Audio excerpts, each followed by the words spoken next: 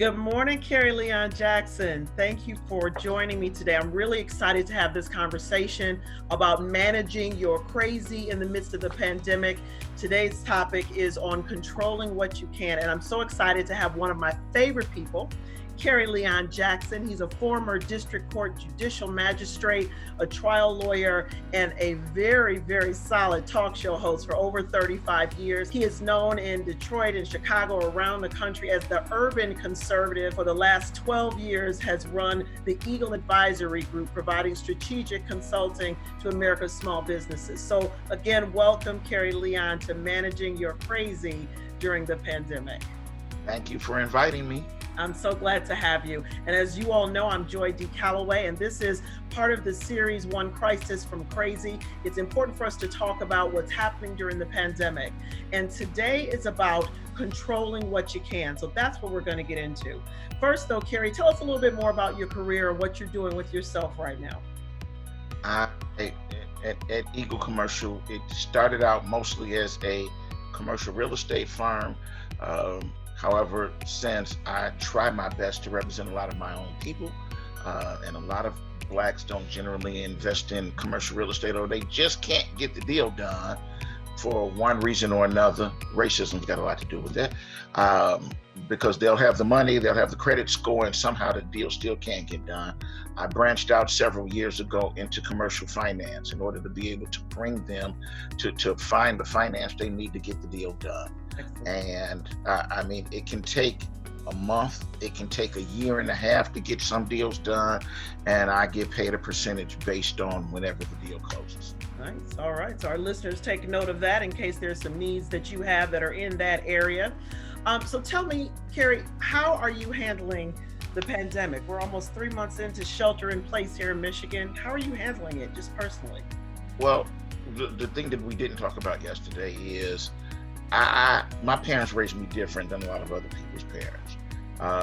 I know that stuff happens and that you can wind up running into something that a lot of people consider a catastrophe at any moment. And the truth is, a lot of folks will get to that catastrophe and they freeze like a deer in the headlights, like, oh my God, what am I gonna do? Right.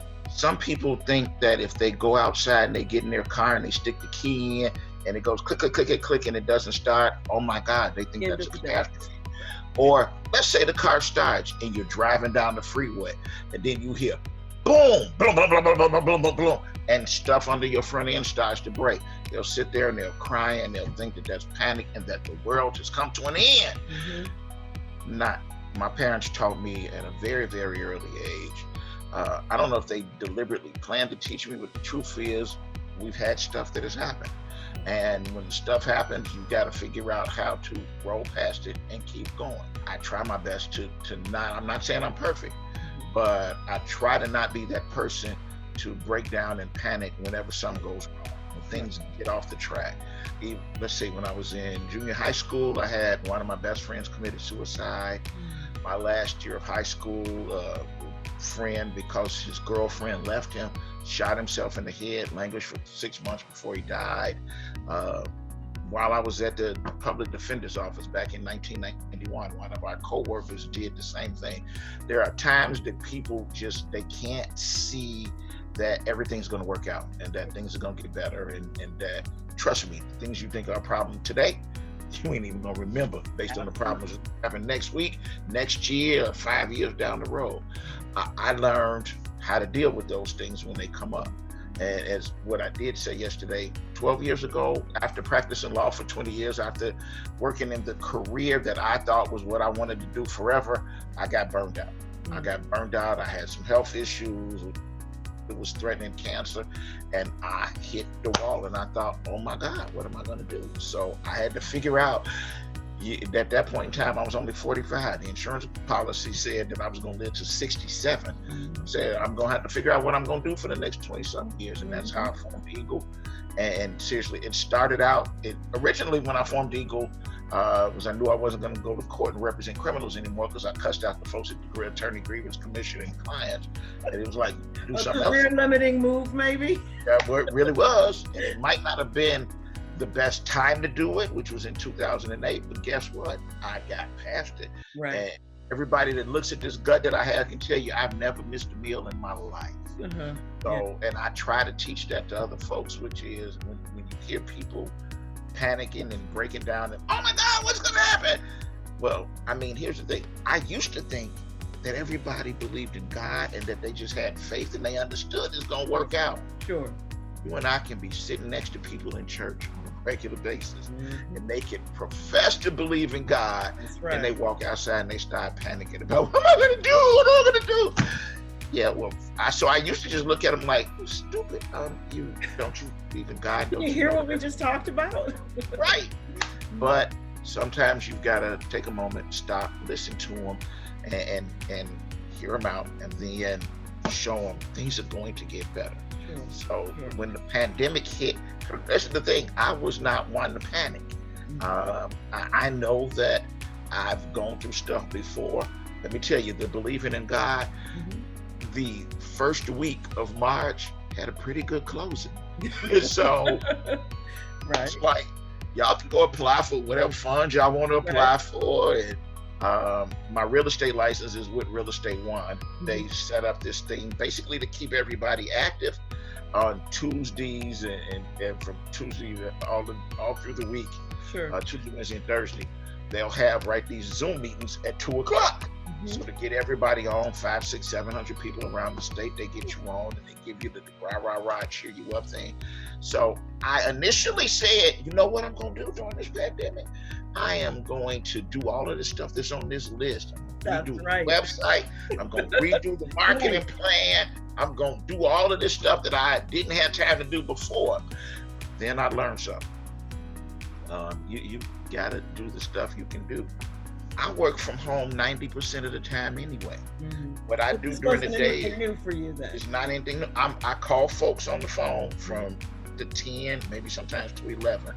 I'm calling people on the phone, and I set up lunch meetings, and then my afternoon is spent picking up my son, who I won't have to do that no more because we bought his car yesterday. Okay. I generally drop him off at school. I got to go back and pick him up. And so I work from home regularly.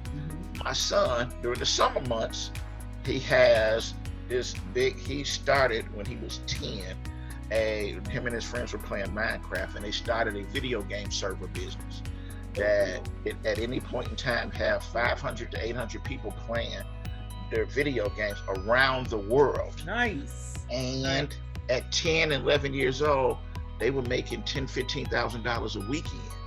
Now he pays people all around the world. I'm like, oh, that's good. That's money we're gonna put in the bank. But I had to learn that money is not ours.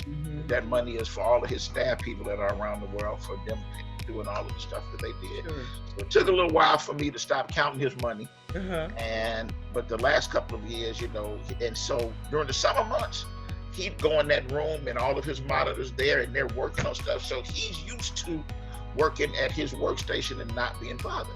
The last couple of years, he's gotten a lot more into running track because he's one of the fastest kids in the state. So he does not do that as often. But he's used to being in his space and not worrying about what's going on outside. There is one person in this household who doesn't know how to do that. And this is recording. And she's had to learn recently how to work from home. And that I'm not her personal slave during the day, because she thinks she can call me every 5 minutes and come fix this, and how come this isn't working, and I've got to scan this in, and I don't know how to do this, and I can't wait to get back downtown to the office. So all of the stuff that I really had thought I'm going to do and I'm going to be focused just on me, I've had to learn that there are other people in my life that I'm going to have to slow down and make sure that they've got stuff. And then, which means you have to release some of the control, which is what that's it.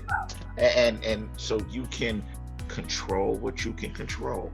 I can't do that. So the stuff that I want to do, I have to wait till nighttime when they're asleep. But again, how we've always all our life thought when the world comes to an end, how it's going to be. No, I'm in a very, very comfortable home. We've got computers all over the place. We've got workstations here and there. I can work at 2:00 in the morning, especially doing what I do. I mean, underwriting somebody's deal, trying to make it make sense and putting together an email to send to them to say, this is it, you really ought to look at this. You can do that at 2-3 o'clock in the morning. Let me jump in. So Kerry Leon, you have a work life and a home life for the most part that you can control, right? So for those listeners who don't have that, I try to that I control what I can control. Okay. So give some advice to those people who are feeling very out of control. I know that I tend to be a little control freakish. I want things to happen a certain way. I want them to go the way I plan. Yes, at my age, I know it doesn't happen that way, but it's still sometimes difficult for me to release the control and just sit back and pray for, work toward the outcome that I want. So speak a little bit about, for people who were not raised the way we were, not raised the way you were, don't have the type of job where they can have the control. Talk to them about what does it really mean to focus on what they can control, especially in the midst of this pandemic and some of the other things that are happening in our world right now. Here's the thing. Those same people need to understand, because I trust me, I know that I'm blessed that I have the ability to work from home, and that the majority of 80% of the people in our community don't have that option. Right. They have to get up, they have to get dressed, they've got to go out into the world, and you've got to interact with people, some of which those folks might wear a mask. A lot of them are not going to wear a mask, or they're going to have the mask on and it's going to be down around here while they still, sneezing in your food while they making it. Number one thing is, you've got to understand, long before we had COVID-19, our community had active infectious tuberculosis. We've had every different type of hepatitis. So when I walk into a restaurant, if the people in there if they're not taking measures I might want them to take preparing my food, I leave. Because you got to look, you can't tell somebody you got to put a mask on. If they're going to put that mask on, then they can go in the back and sneeze on your food anyway. Right. Nah, not me. I'm to leave. So if you are in a situation where you feel uncomfortable, because here's the number one thing that we've got to, that the last 3 months we've been worrying about telling people, and some people listen and some people don't, is if you allow the germs to get into you, because it's viral, you're gonna get sick. Yeah. And if you want to live a longer, healthier life, you're gonna have to learn to you gotta protect this. If you don't want to protect it, don't protect it. I can't force anybody to protect themselves. That's your own individual control. Do you? Right, but what I can do is make sure you ain't making me sick. Right. And so I've got to take the steps that are necessary to make sure that I stay well, that the other people in this house, that they breathe on me all the time, I've got to make sure that they stay well. And you just got to see that, the pandemic is we've lost over 100,000 people in 3 months. Yeah. We have not lost 100,000 people at one time. If you add up 9/11, every war that we've done in the last 70 years, those numbers still don't add up to 100,000. So all those folks that want to tell you it's like the flu or any of that other stuff that's going to pass, they're lying. Yeah. It's bad. It's horrible simply because it's easier to spread to people, and we don't have a virus. There are plenty of things that we have shots for and we're inoculated against. This is not one of those things. So you got to learn to protect yourself so that you don't wind up being in the second 100,000. That's right. And that is something that we can control. So part of control what that about is in retreats and workshops is you control what you can control, much like you've said, and whether or not you were raised that way and understand that that's just, that could just be part of who you are. Sometimes you have to craft the process. I know, again, self-proclaimed control freak, a little bit anal. I have had times in my life, Kerry Leon, where I have had to literally write down everything that's freaking me out and separate it between things I have over which I have control and things over which I have no control. And it's what my older woman in my life used to call, you bless it and release it. And again, not everybody has a specific faith walk that they can do that, but there is still, if you need to control something enough to write it down and actually physically say, ball it up, whatever you do, if it's not a bless and release, so that you let go of it and then focus on the things that we can control. And I think people need to get that, especially right now. And I'm doing much better now at this, what are we, 3.5, 4 months in almost. At the beginning, I struggled. I was like, I can't go where I want to go. I can't do what I want to do. How am I going to, work? I traveled for a living 85% of the time. And so now just to be here, and at one point I had been exposed. So I had to self-quarantine in my room for 14 days, which for a busybody extrovert was very difficult. Thankfully, my college-age daughter is home and she was an awesome nursemaid. But that I really had to get, and I'll say it colloquially, you ain't running nothing, Joy. Well, I wasn't just exposed. I mean, my daughter wound up getting COVID-19 because she has two very, very public jobs. And so I can't tell you which one of the two is where she wound up getting exposed. I can't even tell you if it was one of the jobs, because the other thing is she's grown and she likes to prove that she's grown, and she's going to go wherever she wants to go when she wants to go. Daddy, you can't control her. I'm a grown up. But the one thing that I do know is when she gets sick, I'm her first phone call. And so, and she very sick. The first time I took her, I listened to my wife and ex-wife both work together, and they work very, very well together. And they worked to convince me to be cheap and not take her straight to the emergency room. They were like, she don't need to go to the emergency room, you need to take her to urgent care. So I took her to urgent care, and they did all of the swabs, sent her home with Tamiflu, Z-Pack, all that stuff. None of that crap broke the fever. So when she had that 102.7 fever for day 5, and she started coughing real bad, I ignored them, worrying about, well, this is gonna be a copay. I don't care, that's what health insurance is for. Right. So I took her straight over to Henry Ford, West Bloomfield, and they took her in, and the thing that got me is they pushed me in my chest and said, you can't come in. And I'm like, what you mean? That's my baby. She ain't never been nowhere by herself.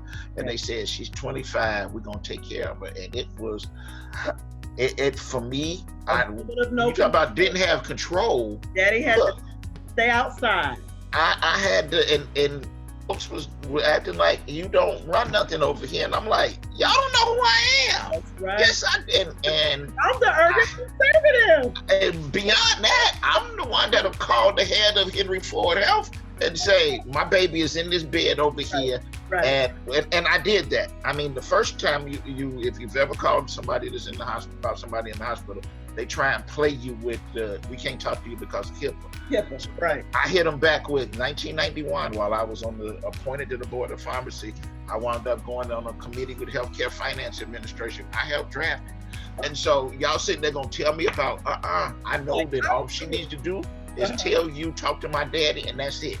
Right. And so I did that, and I then had to call over to the main Henry Ford, call some higher ups and say, they give me the runaround, and there's one nurse that I really don't want to talk to because she got an attitude. So we get somebody on the phone who's going to answer my questions. They called that nurse that had the attitude and made her call me. But for the several days that she was there, she had to answer every question, and they did a terrific job of getting her well and getting her prepared for the day that, there was one day that I thought I was going to pick her up, and the next day I did pick her up. Yeah. And so, we've had to go. All of us had to self-quarantine. We've had to go get tested. And none of us have been sick. We're all getting tested again today at 5 o'clock. So I don't know. I can't control that. That's right. All I know is I'm going to do the stuff that I can do that I can control. Absolutely. And spend our focus there and our energies there, because thinking about the other side, those things we can't control, for me, it's a waste of energy, it's a waste of effort, and it drags down, again, for me, it drags my attitude down. Spending time is spinning my wheels, like banging your head against a wall. So really, I would say what I hear you saying, a few things. One, if you were raised in a way that you understand that there are things broader than you happening, you have a higher power, lean into that when things get out of control. I also hear you saying very matter-of-factly, just to recognize that most things are not in your control. Focus on those things that are, and I would add, and do those things as well as you can. And just relax and realize that those things that are outside of your control, there is nothing you can do. And to turn those energies on those things that you can. Here's the most important thing that I think. I'm 56 now. I've been working on the releasing the stuff that I can't control and the controlling the stuff that I can since I was 15. Yeah. I remember going to a funeral for a friend of mine and wishing that I hadn't said that I loved you. And so that's how I developed this habit. I tell everybody all the time. So there's not ever going to be anybody laying in a box that I didn't say what I wanted to say. I get it off my chest. There are people that can't handle hearing it. Again, I can't control that. Right. That's your problem. Deal with it. I'm going to get it off my chest. Right. You've got to understand that stuff happens. And you got to understand that no matter what happens, tomorrow morning the sun is going to rise in the east. Right. Later in the day, it's going to set in the west. Right. You got to figure out, am I going to sit in the corner and cry while the sun come up every morning, or am I going to try my best? That's all that. Not you ain't everybody. You know, I'm not perfect. I don't want to be perfect. I hope to be better 10 years from now than I am today, and I hope that I'm better today than I was 10 years ago. Yeah. But you know, you got to be willing to learn. You got to have faith. You got to just be willing to try and get beyond it. And any of those folks is like, you know, you're not doing perfect and you didn't do this or that. They're not doing it perfect. So don't lose any sleep worrying about them. Don't, you know, just don't listen to them voices of people that want to try and drag you down. Listen to your own voice. Because that is something you control. What comes in your ears, what comes into your field of view, we can control that. Kerry, I love talking to you. We can talk all day, but we can't. Any final words on control? That sounded like a wonderful closing, but is there anything else? We have another couple. Well, let me tell you, my mother has always told me everybody wasn't raised by your parents. Everybody don't think the way you think. And I think that out loud on a regular basis because I will try to make people do what I want them to do. Then I have to remember they weren't raised that way. They don't understand that. In my mind, I'm thinking, you stupid, that's wrong. But I've got to let them do what they're going to do. I'm worrying about this person. That's right. Excellent. Kerry Leon Jackson, thank you so much for being part of managing the crazy during the pandemic, part of the One Crisis from Crazy series. I look forward to talking to you again, and be safe out there. Thank you. You know where to find me whenever you need me. Absolutely. Have a good day.